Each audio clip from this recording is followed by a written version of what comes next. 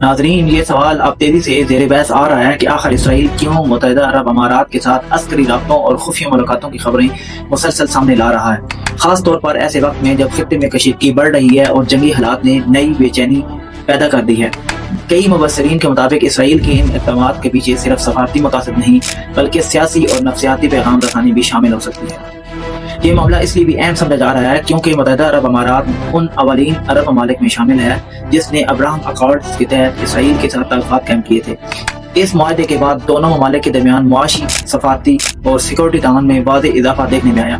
تاہم حالیہ دنوں میں اسرائیلی میڈیا میں ایسی رپورٹس بار بار سامنے آئیں جن میں دعویٰ کیا گیا کہ اسرائیلی سیکورٹی اور انٹیلیجنس حکام نے خفیہ طور پر متحدہ عرب امارات کے دورے کیے۔ بعض رپورٹس میں تو یہاں تک کہا گیا کہ خود بنجامن نتنیاہو نے بھی جنگی صورتحال کے دوران ایک خفیہ دورہ کیا، لیکن بعد میں اماراتی وزارت خارجہ نے ان خبروں کی واضح تردید کر دی۔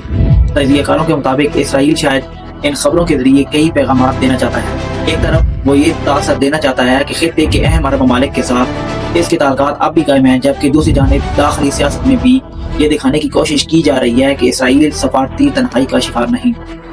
بی بی سی عربی سے وابستہ تجزیاتی رپورٹس میں بھی اس نقطے پر روشنی ڈالی گئی ہے کہ امارات کی فوری تردید نے اس معاملے کو مزید دلچسپ بنا دیا ہے۔ بعض ماہرین کا خیال ہے کہ متحدہ عرب امارات اس وقت کھل کر ایسے روابط کو ظاہر نہیں کرنا چاہتا تاکہ خطے میں عوامی رد عمل اور سیاسی دباؤ سے بچا جا سکے۔ اماراتی سیاسی تجزیہ کار عبدالخالق عبداللہ نے بھی سخت رد عمل دیتے ہوئے کہا کہ نتنیاہو کے مبینہ خفیہ دورے کی بات حقیقت سے زیادہ سیاسی بیانیہ معلوم ہوتی ہے۔ ان کے مطابق اسرائیلی قیادت اس قسم کی خبروں کو اپنے داخلی سیاسی مفادات اور عوامی تاثر بہتر بنانے کے لیے استعمال کر رہی ہے۔